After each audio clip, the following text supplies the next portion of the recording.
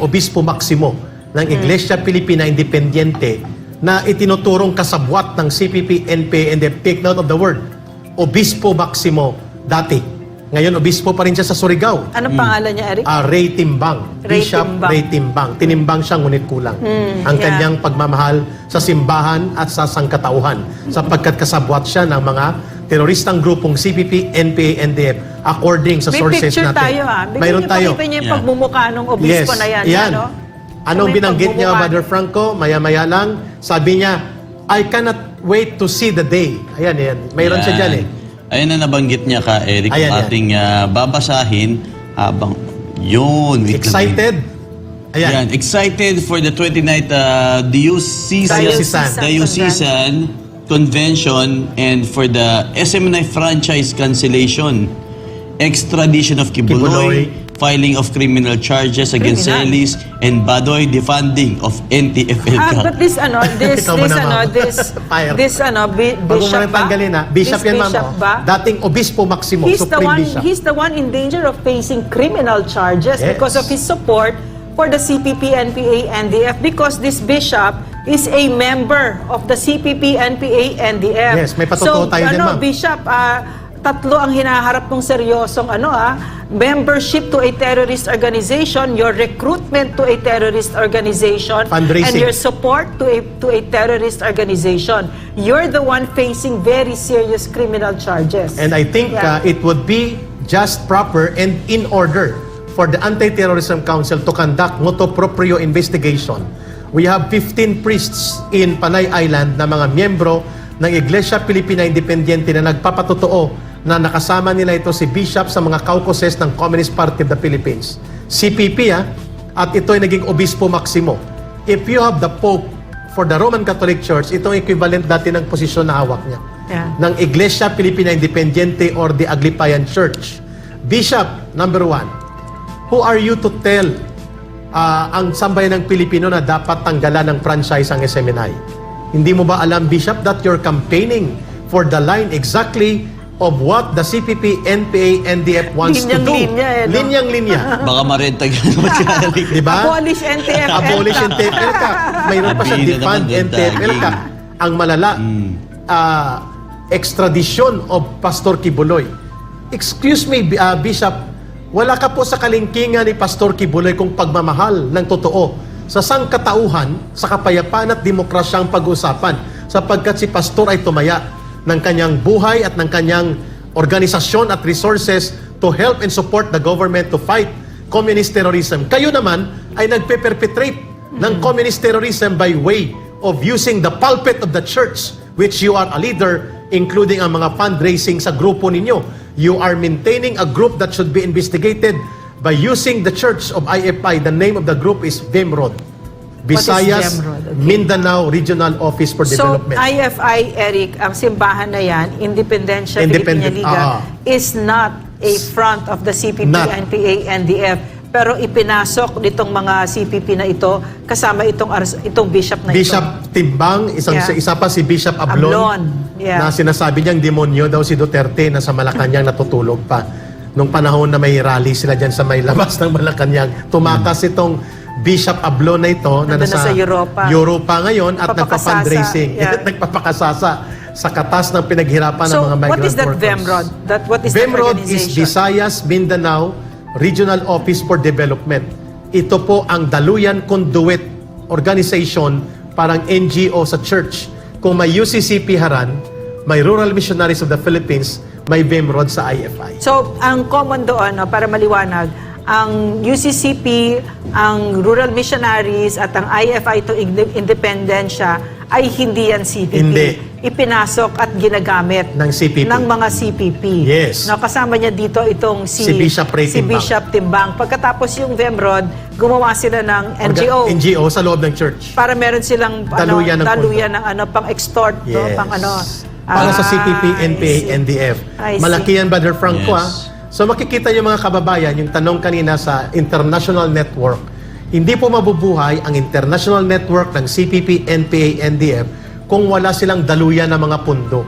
Ang tawag po dyan, conduit of dirty money operations. Eric, patanong, so sa organization ng CPP, NPA, NDF, nasaan doon yung pag-infiltrate ng mga simbahan? Kasama diyan yung Protestant Church, yung Catholic Yes. Church, etc.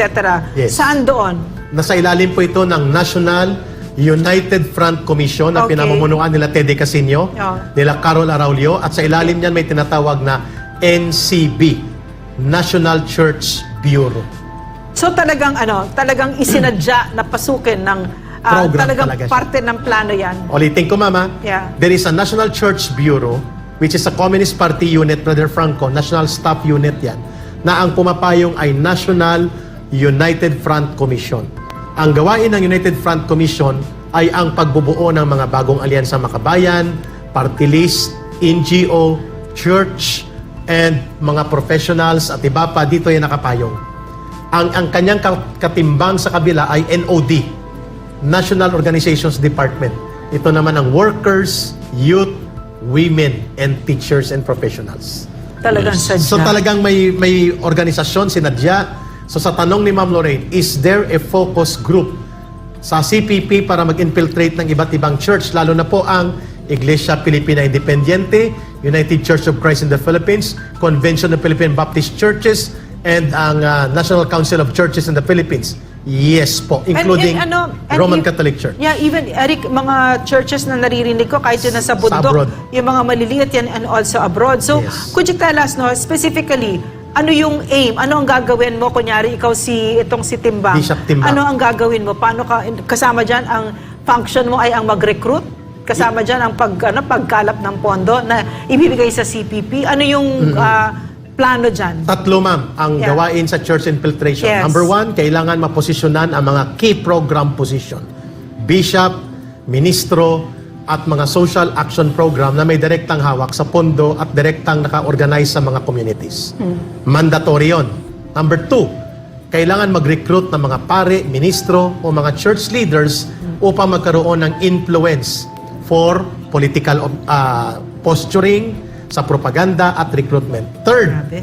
kailangan magbuo ng mga church groups na ang kanyang layunin ay malanguyan ng mga Communist Party operatives upang sumuporta sa underground organization. Si Manong Johnny will be turning 100 years old na in Yes. the next few days, Brother Franco. And really, you mean? In really. But Yes. when I met him, sabi niya, Eric, I know you. And you know why? When ako pa ang Minister of National Defense during the time of President Marcos Sr., the first organization na inaral ko kung paano sila nag-infiltrate ay ang church organization na CNL. He is very sharp, CNL? Yeah. Christians for National Liberation. What the is CNL? underground mass organization na mga pare, Okay. ministro, pastor, lay, at mga church workers. Ito ay illegal, yes. Designated terrorist organization, yes. Member ng NDF, yes. Designated by the Anti-Terrorism Council, nagre-recruit para sa NPA at sa Communist Party, opo. No less than Manong Johnny Enrile, last 2022, when I met him sa bahay niya, tungkol sa isang pag-uusap sa Cagayan Valley, ang sabi niya, hindi ko yan makalimutan, Eric. Tama ba ako? CNL ang isa sa pinakaunang organisasyon na binuo sa NDF para mag-infiltrate sa simbahan. Kaya Coming nga, from him. Ano po magiging proseso sakali po impeachment ang isang presidente? May magfa-file po ng impeachment complaint, pwedeng private, tagalabas, tapos ifa-file sa Kongreso. Pag sponsor, may nag-sponsor na kongresista doon, pupunta yan sa Committee on Justice. Committee on Justice, i-determine nila kung sufficient in form and substance yung reklamo. And then it will go to the to the committee of the whole, meaning yung Kongreso, didibatihin nila kung base dun sa ebidensya na prinisinta sa Committee on Justice ay ito ay sufficient para may establish yung probable cause. Kung may probable cause dun sa House, he will be considered impeached and an impeachment trial will be held by the Senate. Yun po. Pwede rin naman po na ang kongresista mismo ang mag-file ng complaint, in which case, babypass niya yung Committee on Justice, didiretso siya sa plenary. Talagang minemorize ko talaga yung procedure na yan. Ano yung ikaw ang susunod, Trixie? Ikaw ang isusunod ko? Sino si Aklang Lipunan? Ano yun? Sabi ni RC, mas maingay daw yung trolls kasi sa presidente. Sana naging troll na lang siya para baka sumagot pa sa issue. Isa pa yon na napansin ko. Kung hindi totoo yung ugong nga tungkol dun sa pag-serve ng warrant kay dating Pangulong Duterte tulad ng sinasabi ng ibang mga defenders ng Pangulo, bakit nagre-react ang PNP? Basta ako, number 1, si Tamba sa akin dahil siya ang tunay na may initiative. Number 2, si Senate President dahil mabait, sunod-sunuran lang. Number 3, si The Junior dahil sumusuporta siya sa mga concert at mga kasalan at mga party. At huwag kakalimutan, F1. Sabi ni Mako Yomi, asawa ko alam ang nangyari sa hiwalayang Bea. Delayed ako. Alam ko naghiwalay si Bea at si Dominic pero hindi ko alam kung bakit.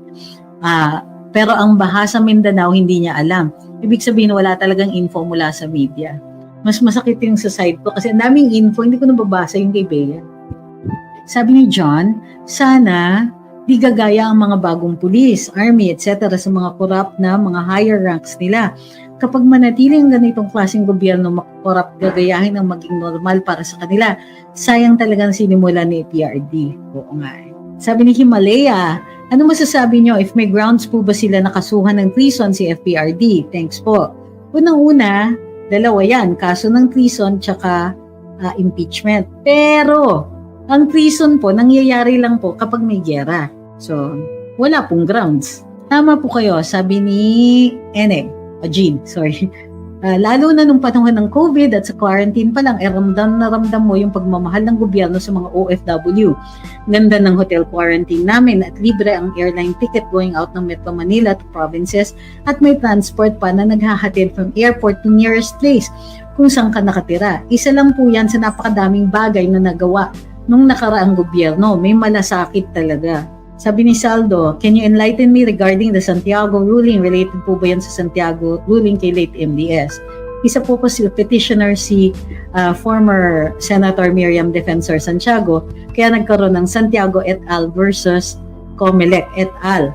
So, ang petitioners doon ay si Senator Miriam Santiago, si dating Commissioner Alex Padilla, at saka si Ma'am, yung columnist yata ng Manila Times, si Maribel Ongpin.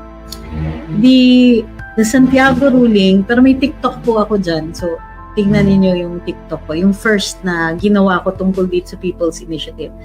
So, yung Santiago ruling says that RA 6735 is insufficient for a People's Initiative. Yun lang po yung basic niya. Sabi ni Net, attorney, hindi ka ba kinakabahan na baka gawan ka ng petty lawsuit ng mga yan? Welcome to my playground. Petty lawsuit. Let's see. Bakit ako kakabahan? Kung kakasuhan ako, ano yung gagawin ko pag kinakabahan ako? At ma'am, bakit nyo ino-all caps yung hindi ka ba kinakabahan? Para kayo naninigaw. Grabe si Sina, oh. Ano masasabi mo dun sa franchise hearing ng SMNI sa Congress? Ma'am, yung buong 45 minutes ng start nitong live na ito ay tungkol dun. Sabi ni Young Money, ano ba sinimula ni XPRD na establish niya mga buhaya sa mga kaalyado niya? Kaya nga nagtanggal ng bagong admin, mga nagwala. Kaya nang tinanggal ng... grabe ka, ang dami mong mali, ah.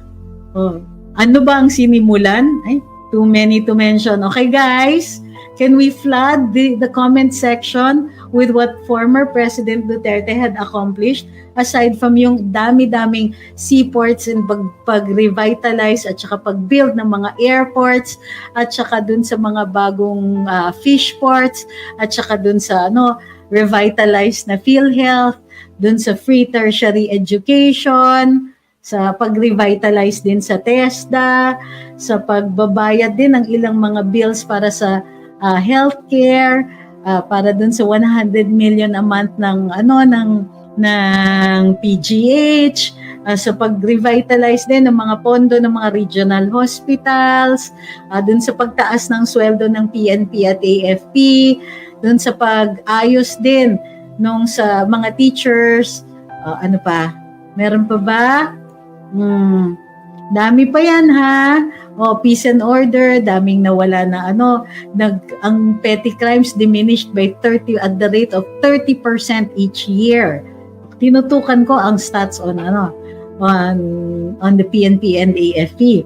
Halos maubos yung mga fronts ng NPA at natuldukan sila just this last month. So, yung mga sinasabi mong tinanggal sa bagong admin, hindi po totoo yan. Kasi kadamihan ng mga inappoint ng presidente top level, agency heads. At yung most of them are coterminous. Ibig sabihin, pag alis ng appointing power, alis din po sila. Pero itong administrasyon nito, hindi nga nila nire-respeto kahit yung plantilla. Gusto nila, pinagpaparesign nila yung mga tao na permanente na dapat ang posisyon regardless of who appointed them. So, sorry, nagkamali ka talaga ng pinasukan na live. Passports daw at driver's license, 10 years daw ang passport. Kumpiyansa yung mga tao lumabas sa gabi, yung adik kasi nang natatakot, yung pagiging in charge ng Pilipinas at stricto si tatay, yung naumpisahan yung konsepto ng ng Code of Conduct sa South China Sea. Or did you miss that? Sa kakainis mo sa sarili mo, para naghahanap ka ng iinisin sa sarili mo. Okay, build. We love you. Priority tutulan 100% land ownership kung tuloy ang Chacha at Concon. Iwas control sa global capitalist. Totoo yan. Sabi ni May Tut, siya lang naman ang presidente ng pandemic era, kaya buhay ka ngayon. State universities, free ang tuition, additional 1,000 pesos sa SSS, unang-una. Naging proud tayo maging Pinoy nung panahon at nabuhay tayo sa pandemic. Iba talaga si Tatay Diggs. Sabi ni Yi, ay wala, daw nagawa ni PRD? Message niya ako, isa-isahin ko sa kanya, mahaba-habang listahan yan. Oo, totoo yan. Baka by the time matapos ka mag-enumerate, oras na mag-elect ng bagong presidente. Sabi ni Nom, pinalibing si Makoy, si Marcos Sr., proud na proud mga OFWs natin. Ay, pinagtanggol niya.